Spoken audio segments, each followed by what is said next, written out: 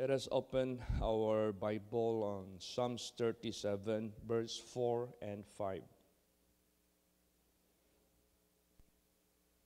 Praise the Lord. Delight thyself also in the Lord, and he shall give thee the desires of thine heart. Commit thy way unto the Lord, trust also in him, and he shall bring it to pass. All right. Delight thyself in the Lord, and he shall give thee the desires of thine heart.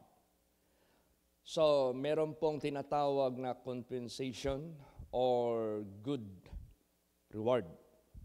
Pag ginawa natin itong nag-delight tayo sa Kanya, diyan sa ating Panginoong Diyos. Now, paano ba natin ipakita yung ating delight?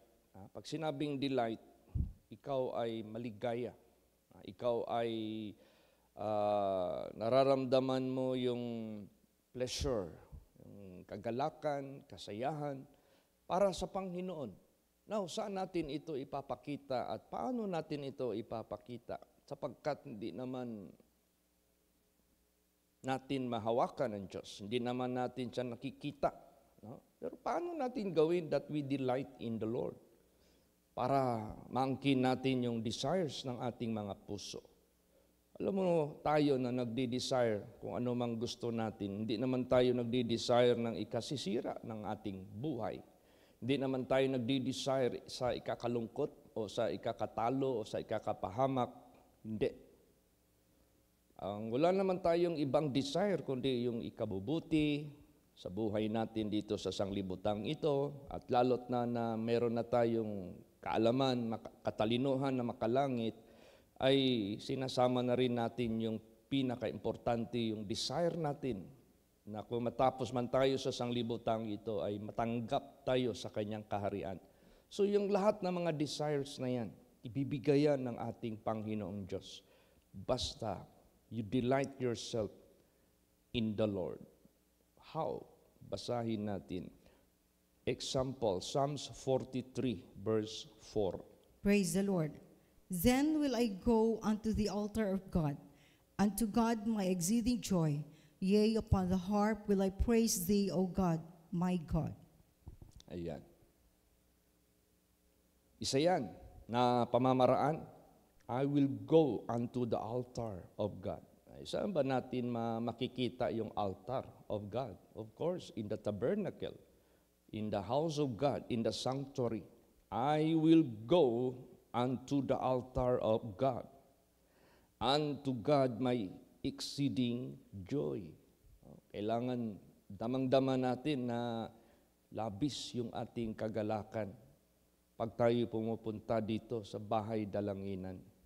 Mas higit sa anumang bagay na kinagagalak natin sa sanglibutang ito.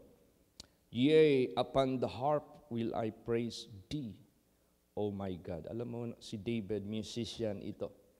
So, isang skill or talent na taglay ni David is how to play harp. Ikaw, anong skill mo? Ako, anong skill ko?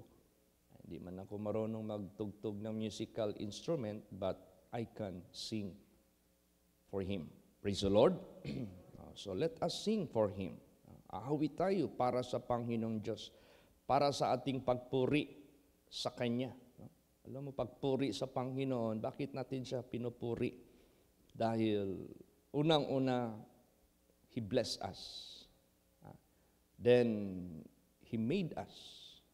He sustained us. He provide our needs. He protects us. Pinoproteksyonan niya tayo. Lahat-lahat na.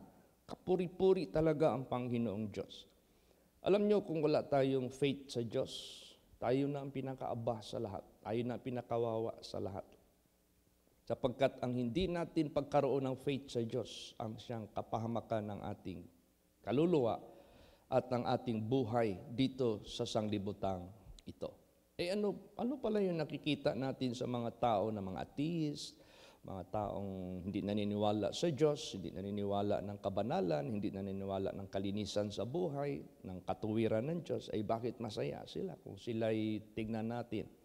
Actually, they are not blessed if they will not repent. They will not they are not being blessed if they will not repent, if they will not turn away from their wicked ways. Nandyan pa rin yung titulo nila, wretch, poor, blind, and naked.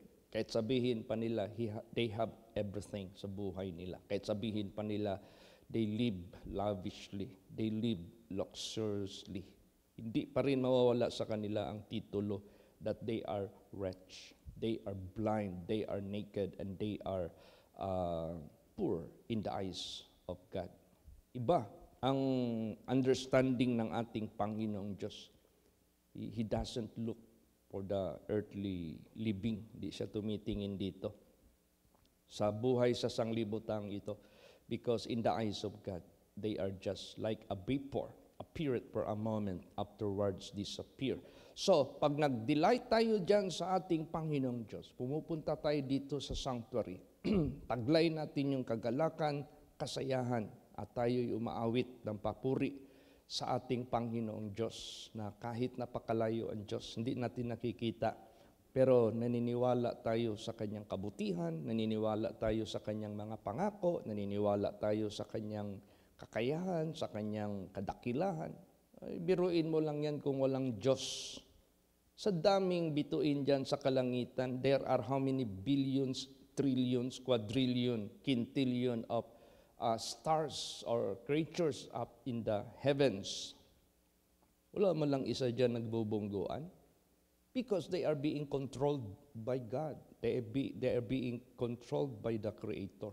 Kung wala nagko-control dyan, do you think walang mag-uumpugan dyan? Kahit sa buhay natin, if we go under the control of God, hindi tayo magbubungguan sa isa't isa because we are being controlled by God. Praise the Lord. Nandyan yung harmony, nandyan yung peace, nandyan yung joy, nandyan yung magandang sitwasyon. Kaya napaka-importante talaga na let us delight in the Lord because He has so much na ginawa niya sa buhay po natin. Ano pa? Basahin pa natin ang Psalms 104 verse 34. Praise the Lord. My meditation of him shall be sweet. I will be glad in the Lord. Yan. See? Yung meditation natin, alam mo yung meditation, you are pondering, you are thinking about God. No? Nag-i-imagine ka, nag-iisip ka, naghinukto ka sa Diyos. Kailan mo magawa yan? Pag wala kang ginagawa, wala kang ibang iniisip. No? Siya lang, sentro lang sa Kanya. My meditation of Him shall be sweet. See, anong sweetness? Meron pala pag mag-meditate tayo sa ating Panginoon Diyos. Sweet. Bakit sweet?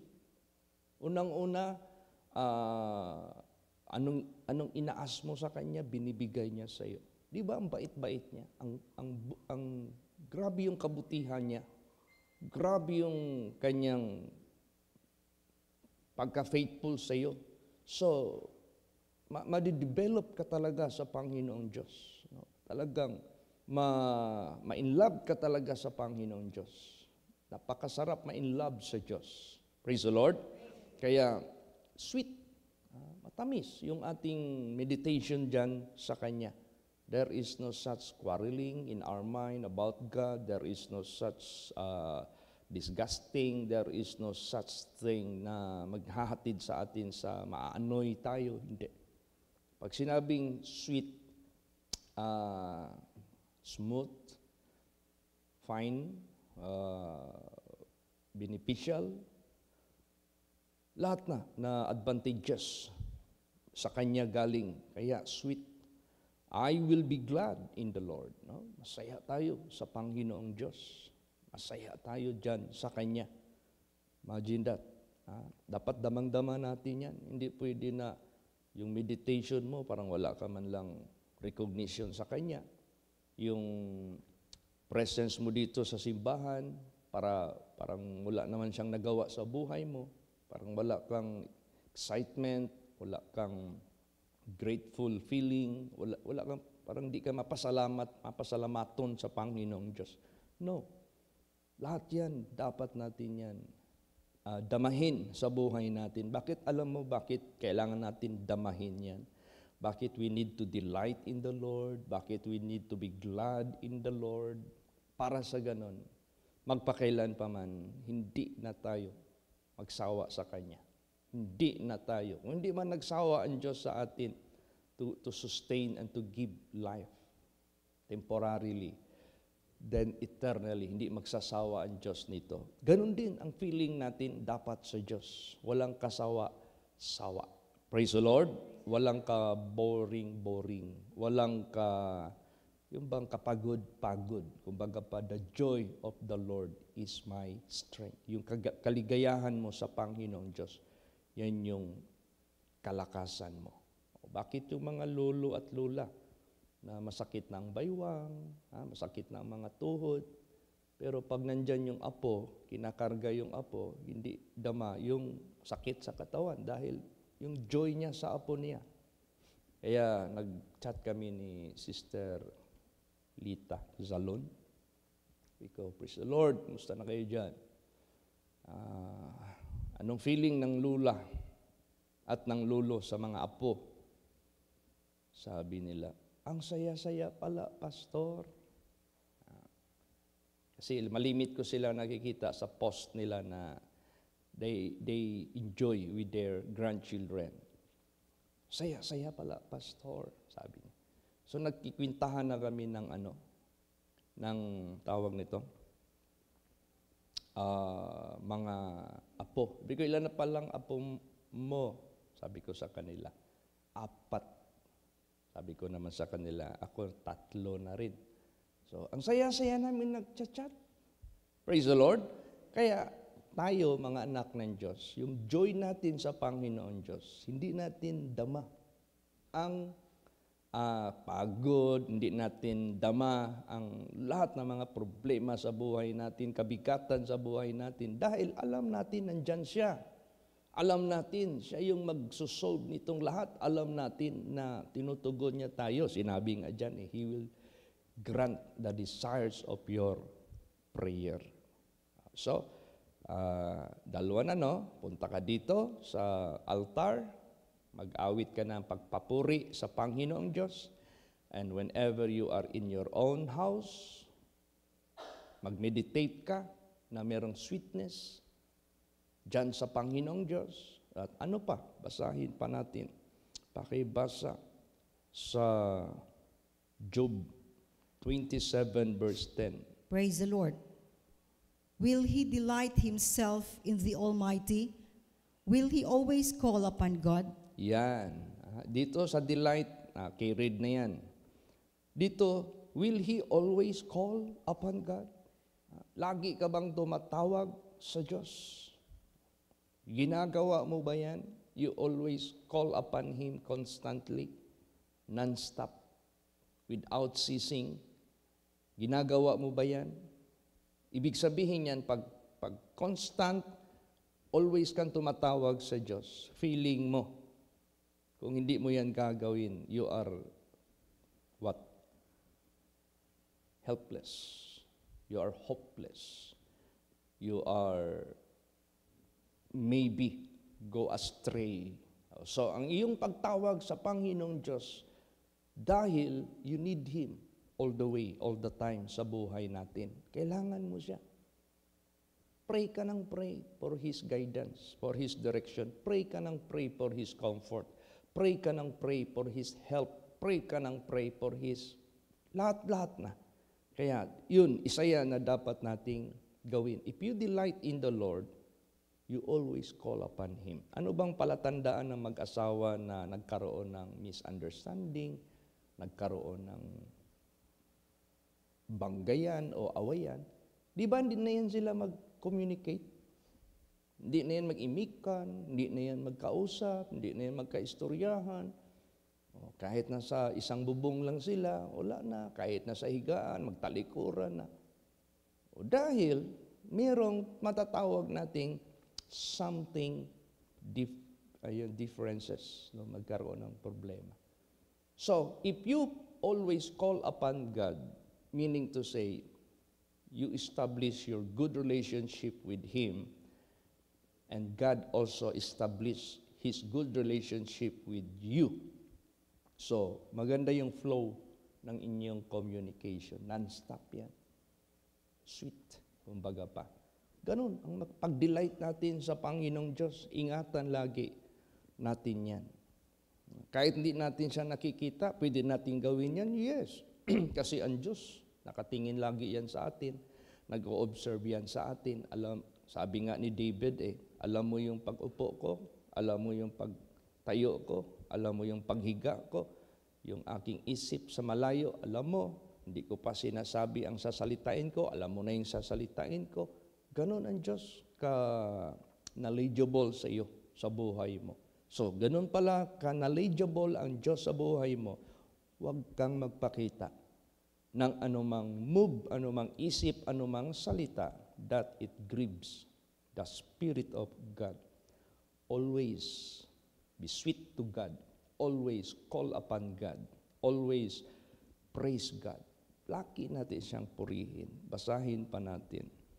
Kahit hindi siya natin nakikita. 1 Peter 1:8. Praise the Lord, whom having not seen ye love, in whom, though now ye see him not, yet believing, ye rejoice with joy unspeakable and full of glory. Ayan. Ha?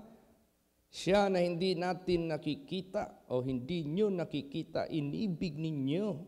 Siya na hindi nakikita, naniniwala kayo, na naliligaya kayo sa kaligayahan na hindi masasabi at puno ng kalwalhatian. Ibig sabihin yan, you have a very good relationship with God. You acquaint God, no? Kilala mo ang Diyos na hindi kanya i-fail. Alam mo ang Diyos na hindi kanya bibiguin. So, ganun po yan. Ganun yung dapat nating ma-establish sa buhay natin. Hindi kay nakailang araw na, ilang taon, wala ka man lang imik-imik sa Diyos. Hindi mo man lang dama na pinapakinggan niya yung prayer mo. Hindi mo man lang dama na binibigay ng Diyos yung desire ng puso mo. Parang deadma ka dyan sa Diyos. Ay, hindi naman maganda yun. Hindi naman pwede yun. O, kailangan talaga ma-appreciate natin siya. Kailangan talaga natin siya magkaroon tayo talaga ng damdamin na kahit hindi natin siya nakikita, damang-dama natin yung kanyang kabutihan. Praise the Lord. Damang-dama natin yung kanyang faithfulness sa buhay po natin. At saka, minsan ang tao nakakalimot sa Diyos dahil wala siyang nadadama. No. The moment wala kang nadama, pasalamat ka sa Diyos dahil wala kang sakit.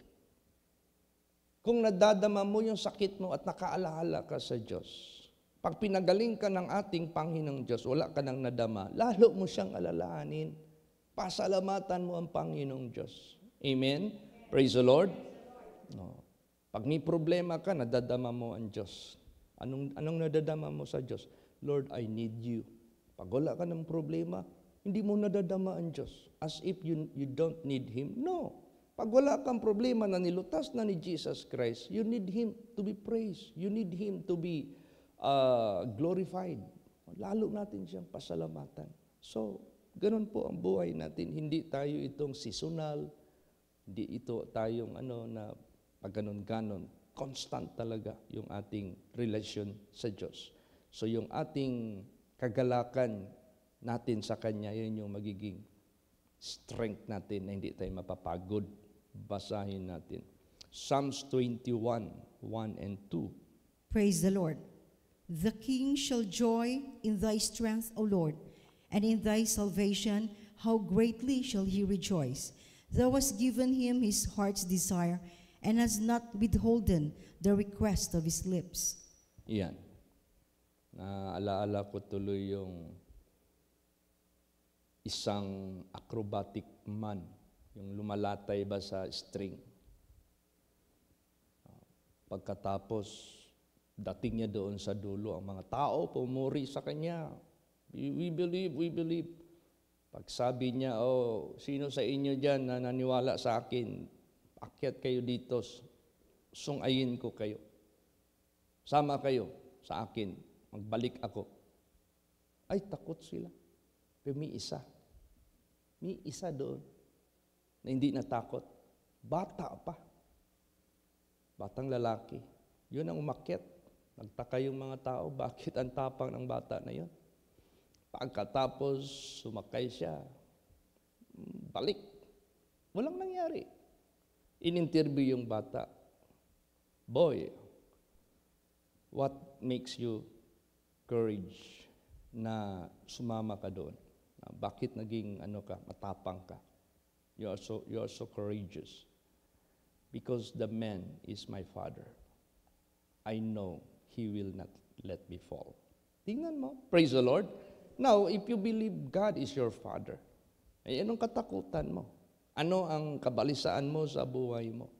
Kaya yung ating pananalig, pananampalataya, kaligayahan, siya yung kalakasan natin. Kaya pasalamatan natin ang ating Panginoong Diyos. Hindi lang natin mapansin. We survive. No? Makakasurvive tayo. Ilang taon na tayo naglilingkod sa Diyos. Sabi pa nga ni Susan, maliit pa yan, si Michael ba yan o si Patrick, dumating sila sa holy place. Si Samuel naman, binata pa yan. Si Sister Lillian, dalaga pa yan. Sister Carol, bata pa yan noon sa Tayo, halos lahat tayo. Si Sister Rose, butwasan. Dalagita pa yan, hindi kay dalaga. Dalagita pa yan. Wala pa yung kamuhang-muhang. Ang dami na kayang ginawa ang Diyos sa buhay natin. Ang dami na, hindi na mabibilang. At hindi nyo ba nakikita, increasing yung kanyang sa atin? Pagtulong, pagdeal niya sa atin. Kaya sinabi dito, the king shall joy in thy strength, O Lord, and in thy salvation, how greatly shall he rejoice. Thou hast given him his heart's desire, hast not withholden the request of his lips. Hindi talaga. Kaya sa buhay natin, talaga tayo. We have to say something in prayer. We have to say something sa ating pag-communicate sa Diyos. At lalo't na patuloy yung takot sa Diyos sa buhay natin. Kasi ang takot sa Diyos kasi, yan yung magkocontrol sa atin na takot tayong gagawa ng mali, masama, kasalanan sa Kanya. Dahil alam natin, unang-una, hihiwalay siya sa atin. Ikalawa, matatago yung Kanyang muka. See, daming causes. So anong dapat natin gawin? Basahin natin Psalms 145 verse 19. Praise the Lord. He will fulfill the desire of them that fear Him. He also will hear their cry and will save them. Yan, napaka-importante, no? Yung desire mo, ipopulfill sa sino man, yung may takot sa Kanya. At papakinggan niya ang kanilang mga iyak at liligtasin sila. Huwag mong i-question, bakit ganun, Pastor? Hanggang ngayon may mga problema pa ako. Hanggang ngayon may mga obligasyon pa ako. Hanggang ngayon marami pa akong mga burdens. Huwag kang mabahala dyan. Sagot yan ng ating Panginoong Hesukristo. All you have to do is you delight yourself in the Lord. Fear the Lord, and He will give and grant the desires of your heart. Eh kung wala tayong problema, kung wala tayong burden, anong lulutasin ng Diyos? Kung wala tayong pangangailangan, anong ipoprovide ng Diyos? Diba? Hindi pa naman tayo sa langit. Wala pa naman tayo sa kingdom of God. Nandito pa naman tayo sa mundo na full of afflictions, full of burdens, full of ang daming mga kahirapan dito sa mundong ito. Kaya nga i-relocate tayo ng Diyos from poverty to riches, from perishable to immortal. Dahil hindi dito. Pero at least, habang nandito tayo, may helper tayo, may deliverer tayo, may supplier tayo, may protector tayo, meron tayong Diyos na gumagabay sa buhay natin, na hindi tayo kayang ilihis ng landas papuntang kapahamakan. So, kahit ganun, let us rejoice. No? Magsaya tayo. Anong sinabi ni Lord Jesus? Si Jesus mismo nagsabi, importante ito. Basa, John 17 and John 15 verse 7. Praise the Lord. If ye abide in me, and my words abide in you, you shall ask what you will, and it shall be done unto you. Yan. Success. Anong success? Fulfilling. Merong katuparan. Anong sinabi niya? If ye abide in me. Paano tayo mag-abide sa Kanya? Paano tayo manatili sa Kanya? Yung faith natin sa Kanya, lagi yan naka-on. Naniniwala tayo sa Kanya. Yung ating obedience sa Kanyang banal na salita, yan yung pag-abide natin sa Kanya. Then sinabi niya, and my words abide in you. Ano yung words niya? Mga pangako niya. Na i-grant niya lahat ng iyong desire, ng iyong puso. Mga pangako niya. Panahon na tatawag ka sa Kanya, sasagutin ka niya. Yun yung words niya. Mag-abide yan sa iyo. Hindi yan mag-fail. So, ye shall ask what you will, and it shall be done unto you. Success. Ang result. Anong success? Fulfilled. Merong natupad sa buhay mo. Abide in Him. And Jesus said, and my words abide in you. Isa yan na hinahanap ng Diyos sa atin sa pang-araw-araw nating pamumuhay. Praise the Lord. Hindi niya tayo pababayaan. Tsaka on time ang Diyos. Hindi siya nalilate. Si Martha and Mary, sinisi nila si Jesus. Lord, kung hindi ka lang late, kung hindi ka lang sana late, buhay pa sana yung kapatid namin na si Lazarus. It's been 4 days already. He is already stinket. Maamoy-amoy na siya sa ngayon. Sumagot si Jesus Christ, I am the resurrection and the life. Sabi naman nila, yes, we know that Lazarus in the last day shall be resurrected. I-prove ni Jesus that even that very day, He can resurrect Lazarus. Kaya ang Diyos, hindi late. Praise the Lord. Mas lalo patuloy, greater ang miracle ang nahayag sa pagkakataong yaon. Nayanig ang buong lugar na yun when He made it to the life of Lazarus. Kaya sa buhay po natin, just trust in the Lord. He has so much ways, no? Marami siyang pamamaraan. Huwag ka lang talagang humiwalay sa Kanya. Delight yourself in the Lord and He will give the desires of your heart. Ano pa? Basa Psalms 55 verse 22. Praise the Lord. Cast thy burden upon the Lord, and He shall sustain thee. He shall never suffer the righteous to be moved. Yan. Cast your burden. Itapon mo sa Panginoon ang iyong mga kabigatan. At isusustain ka ng Panginoong Diyos. Pag sinabing sustain, hindi mapuputol ang tulong niya. Hindi mapuputol ang katugunan ng iyong pangailangan. Ang hirap pag maputol. Di ba ang tao, pag maputol yung load, wala ng load, di ba?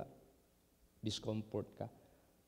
Unang-una, hindi ka na makakommunicate kung sino yung gustong i-communicate mo.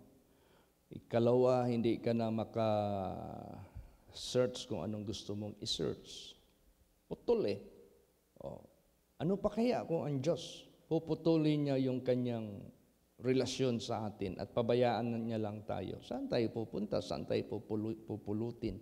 Wala na tayong tatawagan na makarinig sa atin at sasagutin tayo.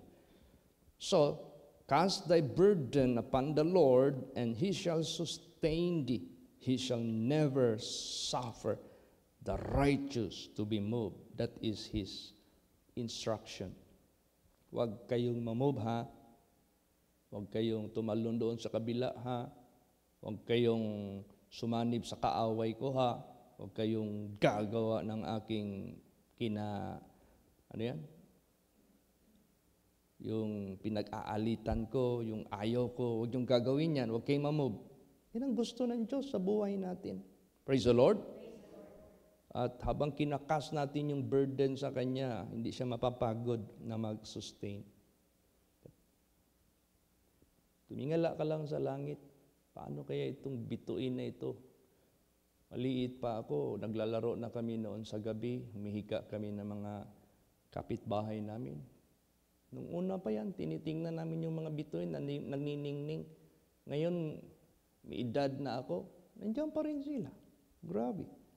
Tapos, ngayon, meron ng mga space cam, ang lalaki pala nila. Ang sun, na-consider nila as one of the stars, malapit lang sa atin, kaya malaki. But when in fact there are more objects there, greater and larger than the size of the sun. Paano kaya yan sila sinustain? Ako pa. Hindi niya akaya kung isustain. Yan lang ang isipin natin. Praise the Lord. I-cast natin ang burden sa Kanya. Ano pa?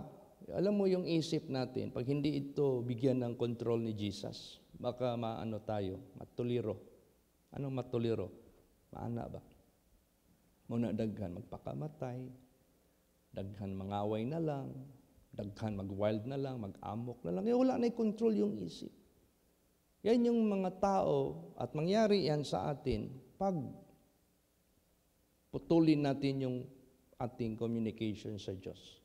Kasi ang ating communication sa Diyos, yan yung maghahatid sa atin ng control na hindi tayo mapapariwara. Basahin natin. Proverbs 16, verse 3.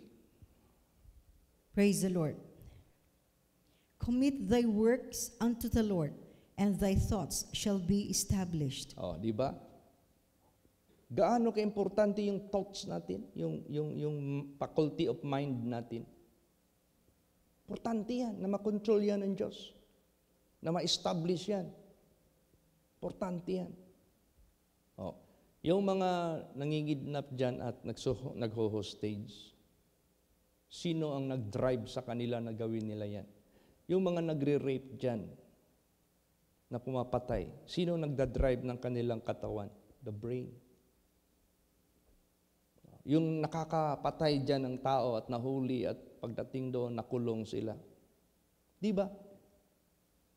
Ma-describe nila at that time na nandilim yung aking paningin. Nagising na lang ako sa aking kaisipan. Napatay ko na pala. 60 stabs na pala yung aking nagawa sa tao na yan. Paano yung brain niya hindi na-establish? Kulang sa communication doon sa Diyos. Minsan, pag may tukso, ay, nang dilim yung aking paningin, napatulan ko yung tukso sa buhay ko, nagkasala ako, naghiwalay tuloy kami sa aking pamilya. Di ba? Yung isip mo, pag hindi yan na-establish, madali yan masyadong lilihis. Yung ating thoughts, yung ating mind, kailangan establish yan. Praise the Lord. Importante yan. So, i-commit lagi natin. Pag sinabing commit, you trust in the Lord, you pray unto the Lord, you call upon the Lord, you ask guidance, you always do that from time to time. Last verse. Anong kabutihan dyan? Sige. Job 22:28. Praise the Lord. Thou shalt also decree a thing, and it shall be established unto thee, and the light shall shine upon thy ways. Yan. Praise the Lord. Mag-decree ka ng bagay. Yan ay mangyayari sa iyo. Ang iyong liwanag ay sisinag sa iyong mga landas.